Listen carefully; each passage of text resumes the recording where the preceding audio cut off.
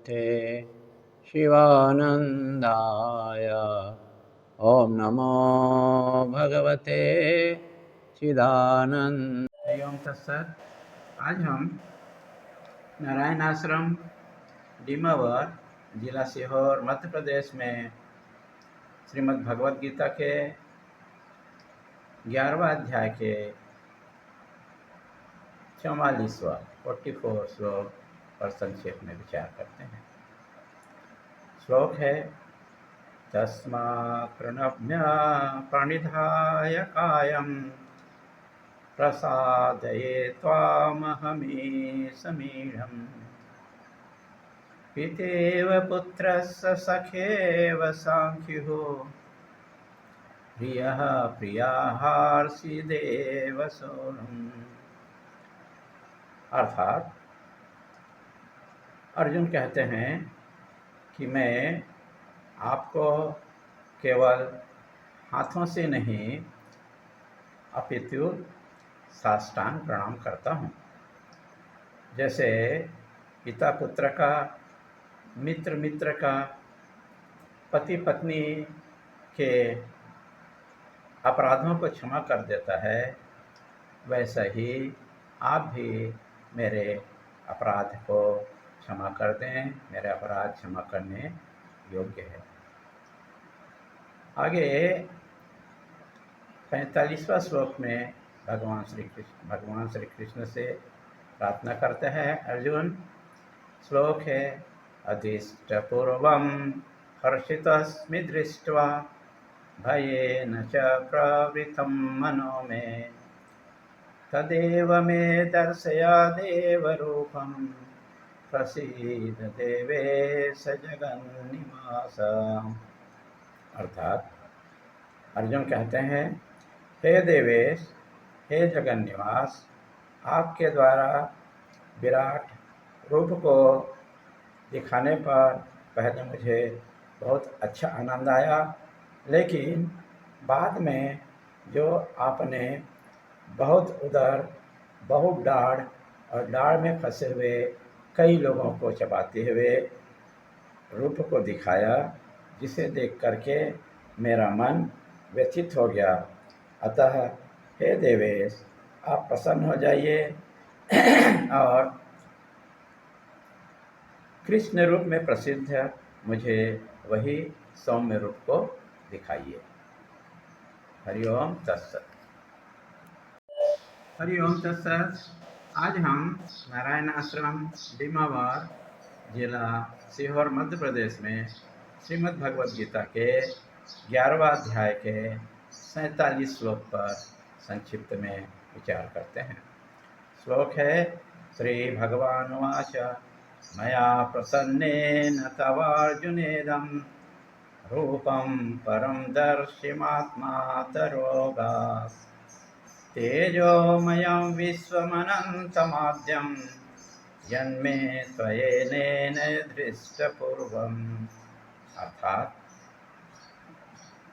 भगवान कहते हैं कि हे अर्जुन, तुम सरल स्वभाव के हो और मैं तुम पर प्रसन्न होने से ये तेजमय, अंतरहित, आदि भाव से रहित हिरण्यगर्भ विराट रूप को दिखाया, जिससे पहले किसी ने नहीं देखा है। आगे भगवान कहते हैं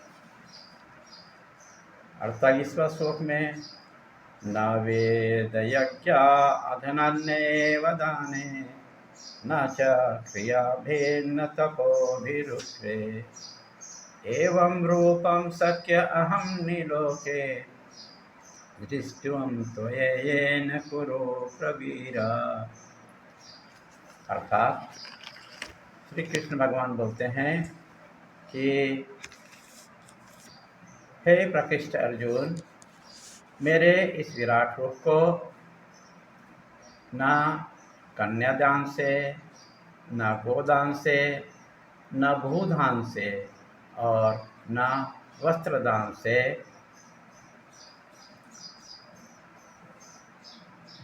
और न वेद का अध्ययन करने वाला, न कर्मकांड के द्वारा, न उग्र तपस्या के द्वारा, और न ही अग्निहोत्र करने वाला कोई भी दर्शन नहीं कर सकता। इस प्रकार का दर्शन मनुष्यों के लिए असंभव है, दुर्लभ है। तो सिर्फ मेरे अनुग्रह के बिना यह संभव नहीं है। आगे भगवान श्री कृष्ण दूसरे अध्याय के 49 श्लोक में कहते हैं कि माये व्यथा मा च विमूढ़ भावो दृष्ट्वा रूपम गौणमीदं ममेदं व्यापेतभिप्रीतमनः पुनस्त्वं तदेव मे रूपमिदं प्रपश्य। श्री कृष्ण भगवान कहते हैं, हे अर्जुन, मेरा विराट रूप देख करके तुम्हें मानसिक पीड़ा हो रही है, भय हो रहा है, इसलिए तुम मेरा वही चतुर्भुज रूप देखो और भय निवृत्त हो जाओ, विमूढ़ता भी नहीं रहे और प्रसन्न हो जाओ।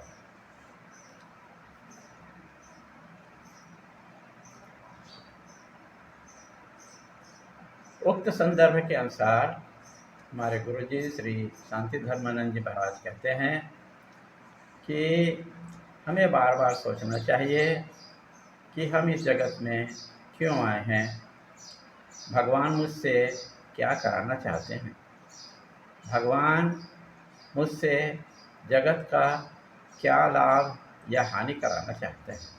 सामान्यतः हम पूजा पाठ तो करते हैं, लेकिन इसमें समष्टि को क्या लाभ या हानि हो रही है यह समझते नहीं। हम नहीं समझते हैं कि मेरे जीवन से समष्टि को क्या लाभ हो रहा है।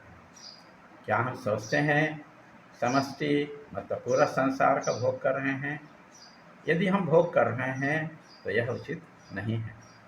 हमारा परछिन्न सीमित ज्ञान मोह, ममता और बंधन का कारण होता है, जिससे मैं और मेरा भाव आने से राग द्वेष जरूर आएगा और धर्म अधर्म की लड़ाई जरूर होगी।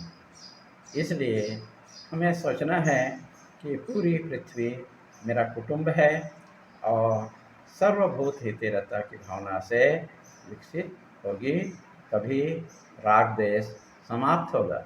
यही हमारा कर्तव्य है। इसी कर्तव्य परायण से सृष्टि का कल्याण होगा। हरि ओम तत्सत। ओम नमो नारायणाय।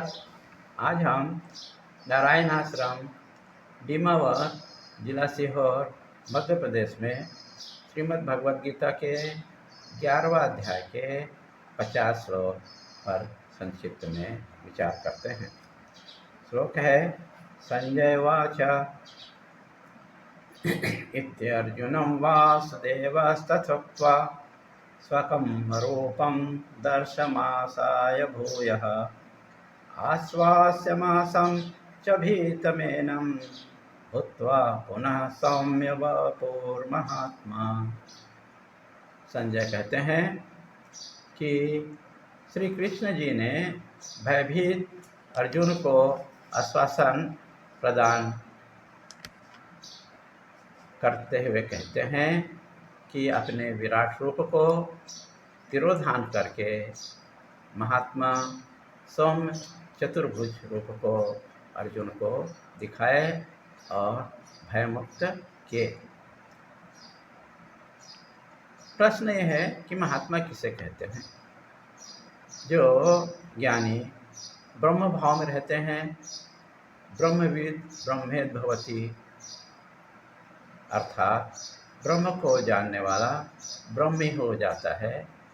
दूसरे, ईसा वास इदम सर्वम, अर्थात सकल भूतों में आप निवास करते हो, इसलिए आपको बारंबार नमस्कार है। आगे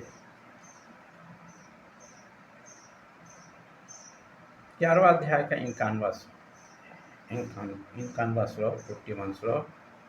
अर्जुनोवाच दृष्टवेदं मानुषं रूपं तव सौम्यं जनार्दन इदानीमस्मि संवृतः संचेष्ट प्रकृतिगतः।